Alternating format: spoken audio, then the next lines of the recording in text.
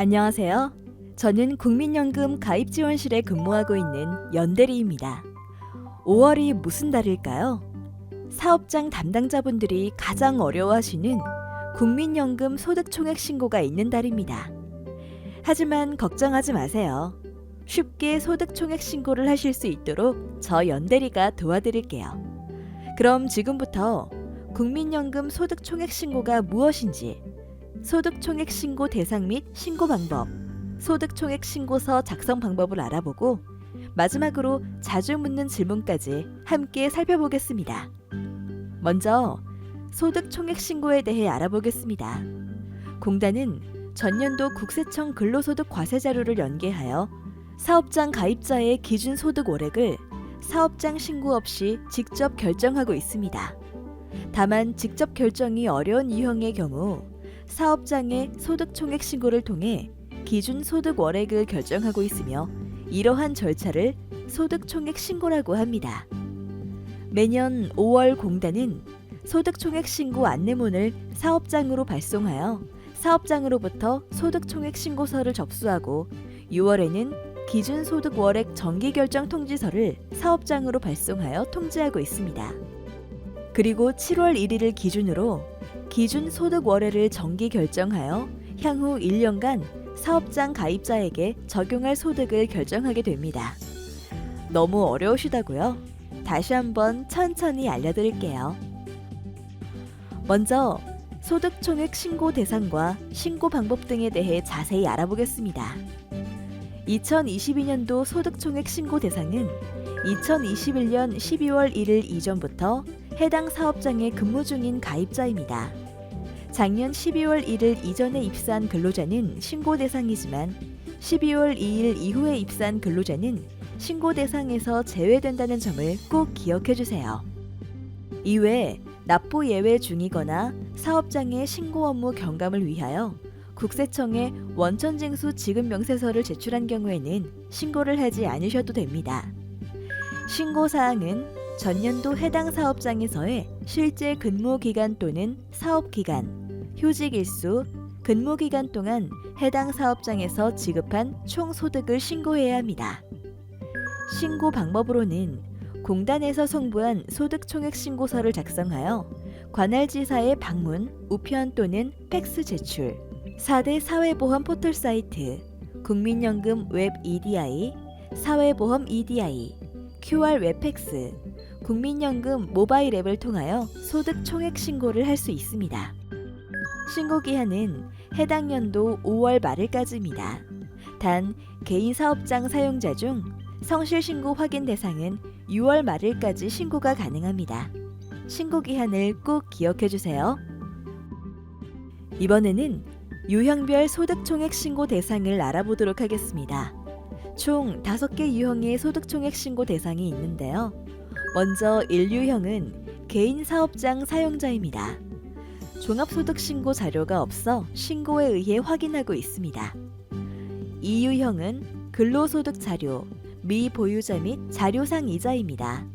소득신고 자료가 없거나 법인 사업자 등록번호가 불일치하여 신고에 의해 확인하고 있습니다.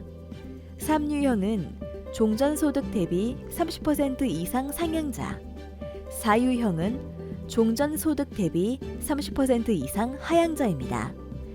연말정산 신고 시 근무기간 소득 총액을 실제와 다르게 신고하고 기준 소득 월액이 차고 결정될 가능성이 높아 신고에 의해 확인하고 있습니다. 5유형은 휴직일수 상이자입니다. 국민연금 납부 예외 신청 기간이 공적 휴직일수보다 1개월 이상 짧을 경우 소득 월액이 실제 소득보다 낮게 결정될 가능성이 높아 신고에 의해 확인하고 있습니다. 다음은 소득총액 신고서 작성 방법에 대해 알아보겠습니다. 첫째, 소득의 범위와 둘째, 근무 시작일만 제대로 확인하시고 기입해 주시면 되는데요. 먼저 소득의 범위를 알아보겠습니다. 개인 사업장 사용자의 경우 사업소득 명세서상 11번 항목, 즉 9번 항목인 총 수익 금액에서 10번 항목인 필요 경비를 제외한 금액이 소득 금액입니다. 근로자의 경우 근로소득 원천징수 영수증상 주 근무처의 16번 항목이 소득 금액입니다. 단 원양어업 선박이나 구괴 등을 항행하는 선박에서 근로를 제공하고 받은 금액의 비과세 소득과 조세특례 제한법에 의거한 비과세 소득은 포함됩니다. 다음은 근무 시작일 작성 방법입니다. 근무처와 근무 시기에 따라 방법이 달라지는데요. 유형별로 살펴보도록 하겠습니다. 먼저 동일 사업장에서 2021년 1월 1일부터 3월 25일까지 근무하고 다시 2021년 8월 1일부터 12월 31일까지 근무한 근로자라면 어떻게 작성해야 할까요? 이런 경우 근무 기간은 2021년 8월 1일부터 12월 31일이 됩니다. 다음으로 2021년 7월 1일부터 국민연금을 가입한 근로자지만 실제 근무 기간은 2021년 1월 1일부터 12월 31일까지라면 어떻게 작성해야 할까요? 이런 경우 근무 기간은 2021년 1월 1일부터 12월 31일이 됩니다.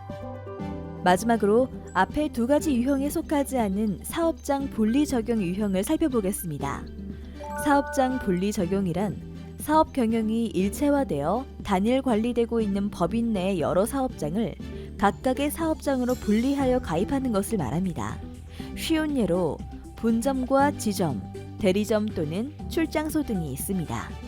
이런 분리 적용 관계에 있는 A 사업장에서 2021년 1월 1일부터 4월 30일까지 근무하고 B 사업장에서 5월 1일부터 12월 31일까지 근무했다면 이 경우 분리 적용 사업장 간 전입 전출 기간을 합산하여 2021년 1월 1일부터 12월 31일까지를 근무 기간으로 산정합니다. 조금 어려우시죠? 그럼 직접 신고서 작성을 해볼까요?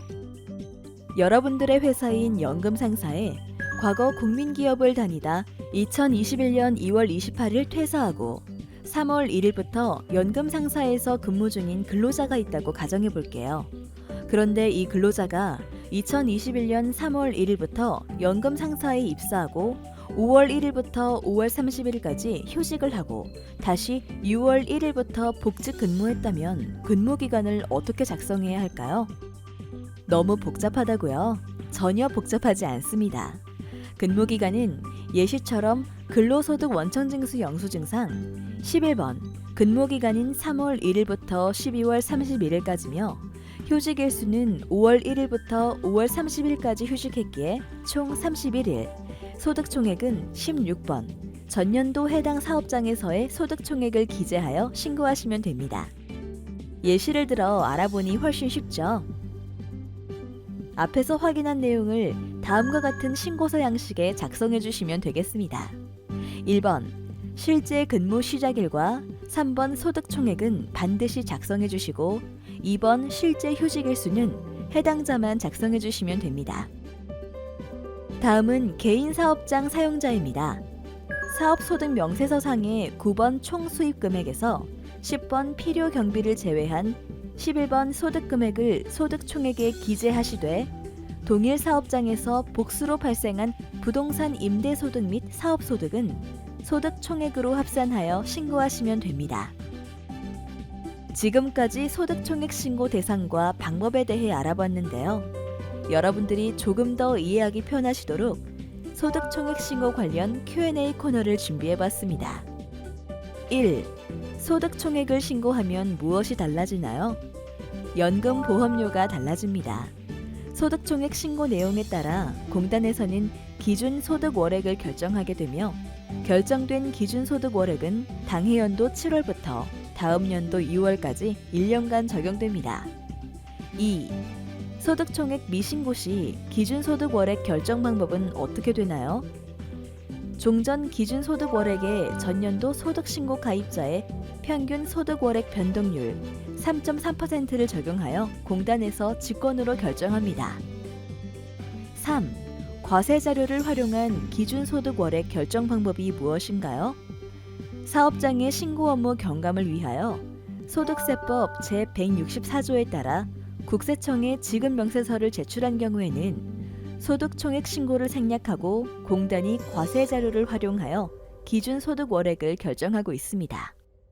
이때 기준소득 월액은 전년도 국세청에 신고한 소득총액 나누기 근무일수 곱하기 30을 하며 1,000원 미만은 절사하여 월 평균 기준소득 월액을 산정하고 있으니 참고해주세요.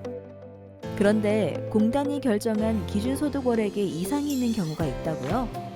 6월 중 공단에서 발송하는 정기결정 통지서를 확인하고 기준소득 월액 결정에 이상이 있는 경우에는 공단으로 정정 신고를 하시면 됩니다. 공단은 6월 초부터 홈페이지 및 국민연금 EDI를 통해 과세 자료에 의한 기준소득 월액 결정 사항을 사전 안내하고 있으니 걱정하지 않으셔도 됩니다. 4. 2022년 정기 결정에서 제외된 가입자의 보험료는 어떻게 산정하나요? 2021년 12월 2일 이후 취득 또는 납부 재개자는 정기 결정 대상에서 제외되며 취득, 납부 재개 시 신고소득으로 2023년 6월 30일까지 적용됩니다. 5. 연말 정산 신고를 했는데 소득총액 신고 대상으로 포함되어 있네요. 연말 정산 신고 시 근무기간 소득총액을 차고 신고하는 경우 국민연금 기준소득 월액도 차고 결정되는 사례가 많아 종전 기준소득 월액 대비 30% 이상 상향 또는 하향 예정자는 소득총액 신고 대상에 포함하고 있습니다. 따라서 연말정산 신고 시 주 사업장의 근무기간 및 급여 총액을 정확히 신고하여 주시기 바랍니다. 6. 2022년 기준소득 월액 상하한액은 국민연금의 기준소득 월액은 상하한액이 정해져 있는데요. 2022년 7월부터 2023년 6월까지 적용되는 기준소득 월액은 상한액 553만 원, 하한액 35만 원이며 이러한 기준소득 월액의 상하한액은 매년 A값 변동률을 반영하여 조정됩니다. 이상으로 소득총액 신고에 대해 알아보았습니다. 어떠신가요? 생각보다 소득총액 신고가 어렵지 않죠? 여러분들이 소득총액 신고를 쉽게 하실 수 있도록 저 연대리가 응원하겠습니다. 작성하시다가 궁금한 점이 생기시면 언제든 관할지사나 1355 콜센터로 연락주세요. 그럼 연대리는 다음에 또 여러분들에게 도움이 되는 내용을 가지고 찾아올게요. 안녕!